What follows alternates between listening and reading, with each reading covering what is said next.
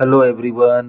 आज का वीडियो विज्ञान का रामबाण सिद्ध होने वाला है। इसमें ब्लूप्रिंट के अनुसार 5 अंक के वेरी इंपॉर्टेंट प्रश्नों को लिया गया है जो बोर्ड परीक्षा के में कई बार पूछे गए हैं और सभी प्रश्नों को बिना स्किप किए ध्यान से देखो। स्टार्ट करने से पहले आप सभी से निवेदन है कि इस चैनल को सब्सक्राइब कर लें और बेल आइकॉन पर क्लिक करें ताकि आपको आने वाले वीडियो का नोटिफिकेशन मिल सके। तो चलो बच्चों स्टार्ट करते हैं। 5 नंबर के प्रश्न इस ब्लूप्रिंट को देखें तो पहला प्रश्न विद्युत धारा एवं परिपथ से आने वाले हैं। दूसरा प्रश्न जैविक प्रक्रिया से आने वाली है और जो तीसरा प्रश्न है वो धातु एवं धातु कर्म वाले सेक्शन से आने वाले। तो इस प्रकार से 3 प्रश्न 5 नंबर के, ओवरऑल 15 नंबर का प्रश्न आएगा। तो एक भी प्रश्न हमसे छूटना नहीं चाहिए। विद्युत धारा एवं परिपथ वाले चैप्टर से पहला प्रश्न है, प्रयोगशाला में ओम के नियम का सत्यापन के प्रयोग का वर्णन निम्न शीर्षकों में कीजिए। पहला है विद्युत परिपथ। एक विद्युत परिपथ हमको तैयार करना है, तो एक परिपथ हमारा ये तैयार है, ध्यान से इसको देखिए। इसी प्रकार से एक हमको विद्युत परिपथ तैयार करना है। इस परिपथ में सबसे पहले संयोजी तार लेंगे और उसे इस बैटरी से जोड़ देंगे। बैटरी में से एक परिपथ इस प्रकार से तैयार करेंगे और इस परिपथ में एक प्रतिरोध जोड़ेंगे और प्रतिरोध के ही समानांतर क्रम में एक वोल्ट मीटर इसमें स्थापित करें। क्रमशः ये आगे बढ़ेगी और आगे एक अमीटर को इस परिपथ में ऐड करेंगे। परिपथ अमीटर के आगे एक कुंजी लगाएंगे और कुंजी का अगला सिरा क्रमशः प्रकार से बैटरी से जुड़ा हुआ रहे, प्रकार से एक परिपथ तैयार करेंगे। दूसरा है प्रतिरोध का सूत्र। प्रतिरोध का सूत्र होता है R बराबर V/I। परिपथ तैयार करते समय प्रमुख 2 सावधानियां कौन कौन सी रखनी चाहिए? सभी संयोजी पेज को ठीक से कसना चाहिए और दूसरा सभी संयोजी तार के सिरे को अच्छे से रेत माल कागज से साफ कर लेना चाहिए। अगला प्रश्न, विशिष्ट प्रतिरोध क्या है? इसका एसआई मात्रक लिखकर प्रतिरोध और विशिष्ट प्रतिरोध में अंतर लिखिए। तो ये 2 भागों में है। विशिष्ट प्रतिरोध किसी पदार्थ के इकाई काट वाले घन में आमने सामने फलकों का प्रतिरोध उस पदार्थ का विशिष्ट प्रतिरोध कहलाता है। इसका एसआई मात्रक ओम मीटर है। विशिष्ट प्रतिरोध और प्रतिरोध में प्रमुख अंतर है। विशिष्ट प्रतिरोध किसी पदार्थ के एकांक अनुप्रस्थ काट वाले एकांक लंबाई के तार के प्रतिरोध को उसका विशिष्ट प्रतिरोध कहते हैं, जबकि कोई चालक तार धारा के मार्ग में जो अवरोध उत्पन्न करता है उसे प्रतिरोध कहते हैं। विशिष्ट प्रतिरोध का मात्रक ओम मीटर है, जबकि प्रतिरोध का मात्रक केवल ओम है। विशिष्ट प्रतिरोध तार के अनुप्रस्थ काट और लंबाई पर निर्भर नहीं करता है, जबकि प्रतिरोध का मान है तार के अनुप्रस्थ काट और लंबाई पर निर्भर करता है। अगला प्रश्न, विद्युत धारा क्या है? इसका एसआई मात्रक लिखिए। 3 प्रतिरोध R1, R2, R3 को आपस में समानांतर क्रम में संयोजित कर उसका विद्युत परिपथ बनाकर तुल्य प्रतिरोध का मान लिखिए और यह संयोजन हमें कब करना चाहिए? तो ये जो प्रश्न है कई भागों में बटा हुआ है। तो सबसे पहले विद्युत धारा प्रति इकाई समय में प्रवाहित आवेश की मात्रा विद्युत धारा कहलाती है। इसका एसआई मात्रक एम्पियर। ठीक इसी प्रकार 3 प्रतिरोध हम क्रमशः ले रहे हैं, देख सकते हैं ये R1, R2 और R3। तीनों को हम किस क्रम में जोड़ रहे हैं? समानांतर क्रम। समानांतर क्रम में जोड़ेंगे और इस प्रकार से एक परिपथ हम स्थापित करेंगे। परिपथ में आप देख सकते हैं एक अमीटर लगा हुआ है और इस प्रतिरोध के समानांतर श्रेणी में ही एक वोल्ट मीटर भी स्थापित। परिपथ में एक कुंजी लगा हुआ है और इस परिपथ का संबंध एक बैटरी से। बैटरी में 2 सिराएं हैं, एक धनात्मक सिरा और एक ऋणात्मक सिरा। संयोजन करते हैं और इसका एक तुल्य प्रतिरोध की गणना करते हैं। यदि तीनों प्रतिरोध R1, R2 और R3 में बहने वाली धारा क्रमशः क्या होगी? I1, I2 और I3 होगी। तो I1 का मान हो जाएगा, क्योंकि हमको धारा का मान पता है या प्रतिरोध का मान पता है, I बराबर V/I। तो I1 का मान हो जाएगा V/R1। इसे हम लोग पहला समीकरण दे सकते हैं। I2 का मान हो जाएगा V/R2 और I3 का मान हो जाएगा V/R3। तो इस प्रकार सभी का तुल्य प्रतिरोध IR हो तो I बराबर हो जाएगा V/R। I बराबर हो जाता है, किंतु I का मान सभी धारा के मान के बराबर होता है, मतलब I बराबर I1 plus I2 plus I3। अब इस सूत्र में हम सभी समीकरणों के मान को रखेंगे तो क्रमशः I बराबर हो जाता है V/R बराबर I1 का मान हम लोग यहाँ से रखेंगे V/R1 प्लस I2 का मान यहाँ से V/R2 और I3 का मान या तो V/R3 सभी में V कॉमन निकल जाएगी तो V का मान कट जाएगा सभी में, तो 1/R बराबर हो जाएगा 1/R1 plus 1/R2 plus 1/R3। ठीक है, अगले सेक्शन में समानांतर क्रम को कब संयोजन करना चाहिए? जब वांछित प्रतिरोध से ज्यादा मान के प्रतिरोध उपलब्ध हो तो समानांतर क्रम संयोजन करना चाहिए। इसी से जुड़ता हुआ दोस्तों अगला प्रश्न है, प्रतिरोध का समानांतर क्रम संयोजन क्या है? 3 प्रतिरोध R1, R2 और R3 का समानांतर क्रम में संयोजन का विद्युत परिपथ बनाकर परिणामी व्यंजक तैयार कीजिए। तो सेम उसी प्रकार का है। इसमें समानांतर क्रम संयोजन क्या है? जब किसी विद्युत परिपथ में सभी प्रतिरोधों को पहले सिरे को एक बिंदु से और दूसरे सिरे को दूसरे बिंदु से जोड़ा जाता है तो यह संयोजन समानांतर संयोजन होता है। परिपथ में क्रमशः 3 प्रतिरोध हैं R1, R2, R3 और इसको हम लोग क्रमशः इसी प्रकार से इसको संयोजित करते हैं। और जैसे हम लोग पहले प्रश्न में इसको हल किए थे, ठीक उसी प्रकार से इसे स्थापित करते हैं। R1, R2 और R3 इसका विद्युत धारा क्रमशः I1, I2 और I3 है। इसी प्रकार यदि तीनों प्रतिरोध क्रमशः R1, R2 और R3 है तो धारा का मान भी I1, I2 और I3 होगी। तो इस प्रकार से I1 बराबर हो जाएगा V/R1, इसी प्रकार I2 बराबर हो जाएगा V/R2 और I3 का मान हो जाएगा V/I3। सभी का तुल्य प्रतिरोध अगर I बराबर VR है तो I का मान हो जाएगा I बराबर I1 plus I2 plus I3। अब धारा के जगह सभी का मान रखने पर क्रमशः क्या आ जाएगा? V/R बराबर V/R1 plus V/R2 plus V/R3।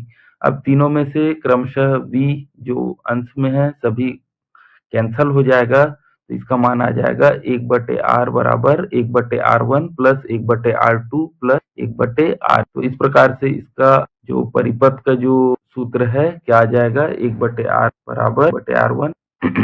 चलिए समानांतर क्रम संयोजन से संबंधित एक अंकित प्रश्न है, प्रश्न क्रमांक 5। इसमें 2 ओम, 3 ओम और 5 ओम के क्रमशः 3 प्रतिरोधों को समानांतर श्रेणी में समानांतर क्रम में संयोजित कर तुल्य प्रतिरोध की गणना करना है। तो क्रमशः 3 प्रतिरोध लिए हैं, तीनों प्रतिरोध का नाम है R1, R2 और R3। क्रमशः R1 का मान है 2 ओम, इसी प्रकार R2 का मान है 3 ओम और R3 के मान को हम लोग ले लेते हैं 5 ओम और एक परिपथ तैयार किए हुए हैं। आप देख सकते हैं इसमें ये बैटरी है और एक कुंजी है।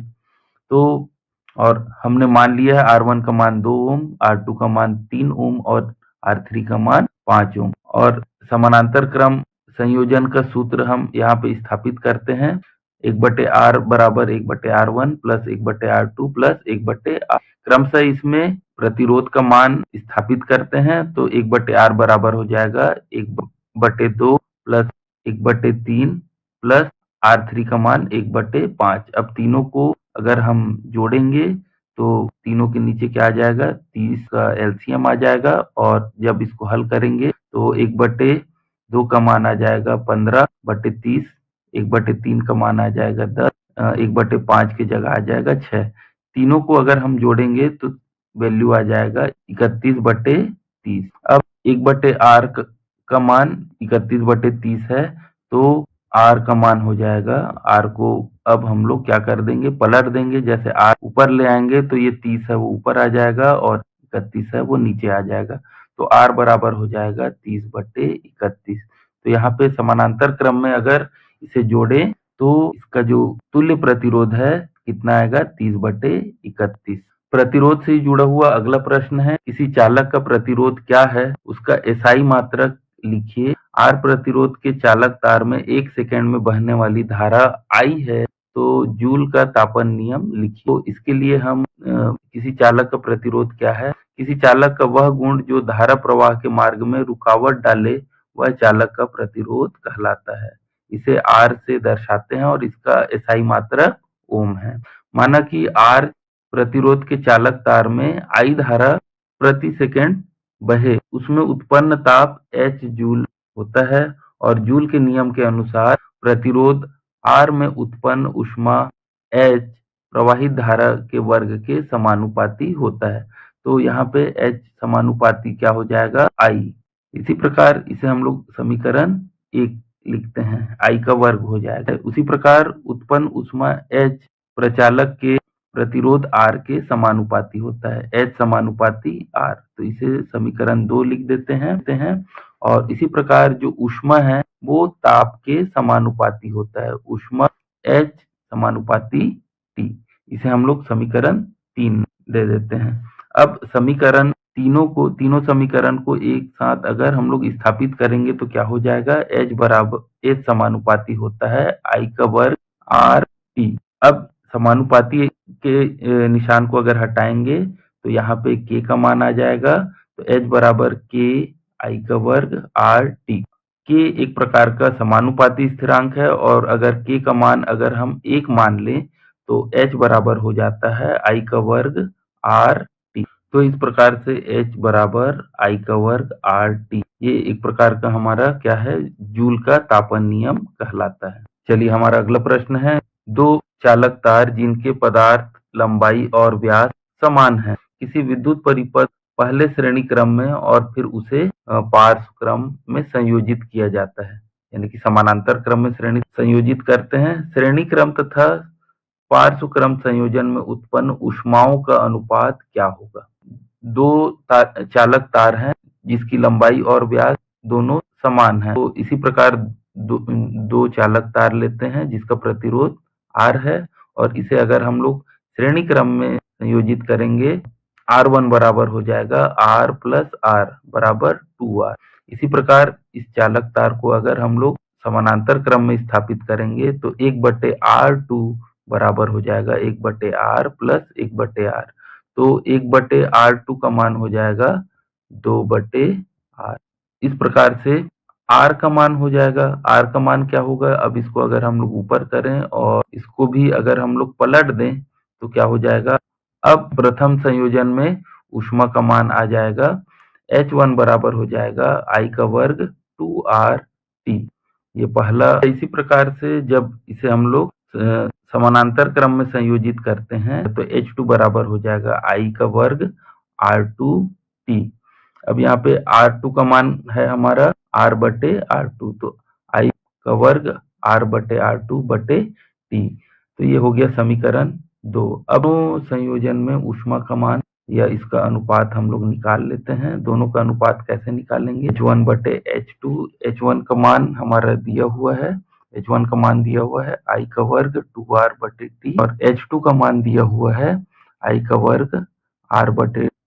इसको अगर कैलकुलेट करेंगे तो ये ऊपर चला जाएगा, क्रमशः ऊपर चला जाएगा, तो इसका वैल्यू आ जाएगा H1/H2 बराबर हो जाएगा I का वर्ग 2R इंटू 2 बटे I का वर्ग RT। तो दोनों में से कौन कौन कट जाएंगे, अब देखिए I का वर्ग कट गया, R ये दोनों R कट गए और ये दोनों T कट गए, तो क्या बचा, ये 2 बचा और ये 2 बचा, तो H1 H2 बराबर हो जाएगा 2 दूनी 4/1। अगला प्रश्न विद्युत की खपत से है। घर में प्रतिदिन 40 वाट की 4 बल्ब 5 घंटे, 60 वाट के 2 बल्ब 6 घंटे और 80 वाट के 3 पंखे 6 घंटे चलते हैं, तो इस घर में 1 महीने में कुल कितना विद्युत खर्च आए यदि 1 यूनिट का मूल्य 50 पैसे हो। तो इसके लिए हम विद्युत खर्च का सूत्र लेते हैं। ऊर्जा बराबर होता है विद्युत उपकरण की संख्या गुना विद्युत उपकरण की शक्ति गुना समय गुना दिनों की संख्या गुना 1000। चलिए, तो पहले उपकरण के लिए ये 40 वाट के 4 बल्ब 5 घंटे तक जलने पर 1 महीने का खर्च कितना होगा, तो सभी को हम गुना कर देंगे, इसको 1000 से भाग दे देंगे, गुना 1000। चलिए, तो पहले उपकरण के लिए ये 40 वाट के 4 बल्ब 5 घंटे तक जलने पर 1 महीने का खर्च कितना होगा, तो सभी को हम गुना कर देंगे, इसको 1000 से भाग दे देंगे। बल्ब 5 घंटे 60 वाट के 2 बल्ब 6 घंटे और 80 वाट के 3 पंखे 6 घंटे चलते हैं, तो इस घर में एक महीने में कुल कितना विद्युत खर्च आएगा यदि 1 यूनिट का मूल्य 50 पैसे हो तो इसके लिए हम विद्युत खर्च का एक सूत्र लेते हैं। ऊर्जा बराबर होता है विद्युत उपकरण की संख्या गुना विद्युत उपकरण की शक्ति गुना समय गुना दिनों की संख्या 1000। चलिए, तो पहले उपकरण के लिए ये 40 वाट के 4 बल्ब 5 घंटे तक जलने पर एक महीने का खर्च कितना होगा, तो सभी को हम गुना कर देंगे और इसको 1000 से भाग दे देंगे। तो 40 वाट 4 बल्ब है, 5 घंटे चलते हैं और एक महीने में 30 दिन होते हैं। तो इस प्रकार से इसका वैल्यू, अब इसको हम कैलकुलेट करेंगे। शून्य कट गया, ये शून्य कट गया, ये शून्य कटा, ये शून्य कटा और 5 और 5 दूनी 10 और 2 दूनी 4। तो क्या बचा हमारा, 2 और 3 बचा, तो 2, 3 और 4 बचा। तो 4 तिया 12 दूनी 24 किलोवाट यहाँ से हमारा खर्च होगा पहले उपकरण से। दूसरे उपकरण से देखते हैं, क्रमशः उपकरणों को क्रमशः रखते हैं। 2 बल्ब हैं 60 वाट के और 6 दिन तक चलते हैं और एक माह में 30 दिन होते हैं। इसको कैलकुलेट करेंगे, तो ये दोनों शून्य कट गए, उसके बाद ये दोनों शून्य कट गए, ठीक है। उसके बाद 2 एकम 2 और 2 पंचे 10। तो इस प्रकार से 6 6 36 गुणित 3, ठीक है। और ये 5 बच गए यहाँ पे, तो 30 तिया होता है 108/5। तो इसको अगर कैलकुलेट करेंगे तो इसका वैल्यू आ जाएगा 21.6 किलोवाट। उसी प्रकार तीसरे उपकरण 80 वाट के 3 पंखे 6 घंटे तक चलने पर एक महीने का कितना खर्च होगा, तो क्रमशः फार्मूले में रखते हैं। 3 पंखे हैं 80 वाट के, 6 घंटे चलते हैं और एक माह में 30 दिन। तो इस प्रकार इसको भी कैलकुलेट करते हैं। 0 0 ये 0 ये 0, 2 से भाग दे देते हैं, 2 चौक 8 और 2 पंचे 10, 3 तिया 9, 9 छक्का 54 गुणित 4, तो इस बटे 5। तो इस पर 54 का गुना 4 से करेंगे तो आ जाएगा 216/5। 5 से 216 को भाग देंगे तो आ जाएगा 43.2 किलोवाट। से तीनों उपकरणों के जो खर्च हैं, ऊर्जा है, वो हमारा निकल गया। तीनों को अगर हम लोग जोड़ेंगे, महीने का खर्च हो जाएगा 24 धन 21.6 धन 43.2, तो कुल मिला के आ जाएगा 88.88। अब प्रति यूनिट हमारा खर्च कितना हो रहा है, 50 पैसे का। तो हम उसी के अनुसार 1 किलोवाट का मूल्य 50 पैसा है, या 50 पैसा बराबर होता है आधा रुपया। तो इस हाफ से अगर हम पूरे किलोवाट को अगर गुना कर देंगे, ठीक है, हाफ गुना 88.8, तो इसका उत्तर आ जाएगा। अब इसको हम लोग कैलकुलेट कर लेते हैं। 2 चौक 8, 2 चौक 8.4। कुल हमारा जो खर्च आएगा या जो हमारा बिजली बिल आएगा वो आएगा 44 रुपये 4 पैसे। तो सभी प्रश्न ब्लूप्रिंट के अनुसार बहुत ही इंपॉर्टेंट है, जो परीक्षा में कईयों बार पूछे गए हैं। तो सभी प्रश्नों को हमको अच्छे से देखना है, इनसे एक भी प्रश्न हमसे छूटना नहीं चाहिए। दोस्तों, अगर वीडियो पसंद आए तो इसे लाइक करें, शेयर करें, सब्सक्राइब करें और बेल आइकॉन पर क्लिक करें ताकि अगले जो 5 अंक का जो वीडियो है उसका नोटिफिकेशन आपको मिल सके। Okay, thank you.